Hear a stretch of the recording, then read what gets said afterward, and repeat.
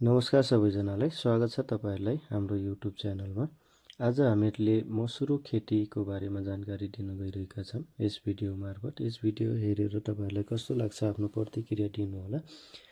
हामीले खासमा मसुरो खेती हामीले दुई तरिकाले गर्न सक्छौं। एउटा तरिका छ हामी खन्जोत गरेर गर्न सक्ने भने अर्को तरिका हामीले रिले खेती तरिकाबाट पनि हामीले गर्न सक्छौं। हामीले अहिले खन्जोत गर्ने तरिकाबाट यो भिडियो बनाएको होइन। हामीले खासमा रिले तरिकाबाट मसुरो खेती कसरी गर्ने भन्ने कुरा को लागि हामीले यो भिडियो बनाएको हो।